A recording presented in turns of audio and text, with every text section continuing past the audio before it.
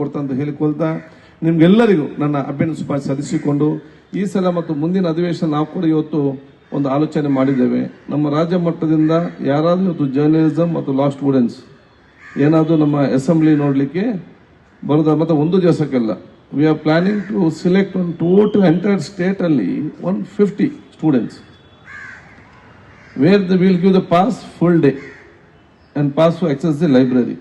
So session ಆಗುವ ಸಂದರ್ಭದಲ್ಲಿ ಅವ್ರಿಗೆ 24 ನಾವು ಎಂಟೈರ್ ಸೆಷನ್ ಅಲ್ಲಿ ಕೂತ್ಕೊಳ್ಬಹುದು, ಅಸೆಂಬ್ಲಿಯಲ್ಲಿ ಅಲ್ಲಿ ಇಲ್ಲಿ. ಸೊ ದೇ ಒಂದು 10-15 days ಅಲ್ಲಿ they know some type of all the beauty of Indian democracy ಅವರಿಗೆ ಲೈವ್ ಆಗಿ ನೋಡುವಂತ ಅವಕಾಶ ಆಗ್ತದೆ. ಅದಕ್ಕೆ ನಾವು ಚರ್ಚೆ ಮಾಡ್ತಾ ಇದ್ದೇವೆ.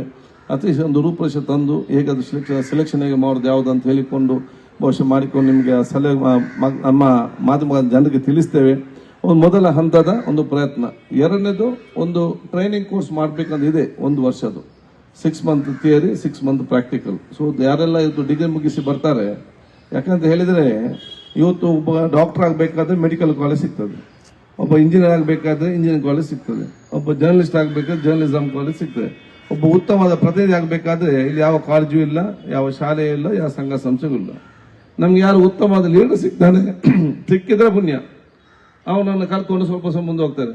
ಗ್ರಾಚಾರಕ್ಕೆ ಬೇಡದ ಲೀಡರ್ ಸಿಕ್ಕಿದ್ರೆ ಅವನು ನೋಡಿಕೊಂಡು ಇವನು ಕೂಡ ಅದೇ ರೀತಿ ಆಗುವಂತ ವಿಚಾರ ಕೂಡ ಇವತ್ತು ಆಗ್ತದೆ. ಆದ ಕಾರಣ ಈ ರೀತಿ ಒಂದು ಆಲೋಚನೆ ಇದೆ, ಅದು ಮುಂದಿನ ದಿನ ಖಂಡಿತ ಅದನ್ನು ಅನುಷ್ಠಾನ ಮಾಡ್ಕೊಂಡು ಹೇಳಿಕೊಳ್ತಾ ನಿಮ್ಮೆಲ್ಲರ ಆಶೀರ್ವಾದ ಸಾಕು ನಾವಿತ್ತು ಬೇಡಿಕೊಂಡು ನಿಮ್ಗೆಲ್ಲರಿಗೂ ನಾನು ವಿಶೇಷ ಸಲ್ಲಿಸಿ ನಾನು ನಿಮ್ಮ ಮುಖಾಂತರ ಇಡೀ ನಮ್ಮ ಪತ್ರಿಕಾರ ಮಾಧ್ಯಮ ಇರಲಿ, ಪ್ರಿಂಟ್, ಸೋಷಿಯಲ್ ಎಲ್ಲಾ ಮಿತ್ರರಿಗೂ ಕೂಡ ನನಗೆ ಮತ್ತು ನನಗೆ ವೈಯಕ್ತಿಕವಾಗಿ ಆಗಿಂದಾಗಿ ಸಲಹೆ ಸೂಚನೆ ಮಾರ್ಗದರ್ಶನ ನಾನು ಕೊಟ್ಟು ನಾನು ಇಂಪ್ರೂವ್ ಮಾಡಲಿಕ್ಕೆ, ನಾನು ಎಲ್ಲಿ ಅದು ತಪ್ಪೇನಂತ ಗೊತ್ತಾದಾಗ ನನ್ನನ್ನು ಕರೆದು ನನಗೆ ಅದನ್ನು ಸರಿಪಡಿಸುವಂತ ಒಂದು ಕೊಟ್ಟಂತ ಸಲಹೆಗಾರ ಎಲ್ಲರಿಗೂ ಕೂಡ ನಾನು ನೆನಪಿಸಿ ನನ್ನ ಕೃತಜ್ಞತೆ ಸಲ್ಲಿಸಿ ನನ್ನ 2 ಮಾತು ಮುಗಿಸಿ ಈ ಕಾರ್ಯಕ್ರಮ ಉದ್ಘಾಟಿಸ್ತೇನೆ. ಜೈ ಹಿಂದ್, ಜೈ ಕರ್ನಾಟಕ.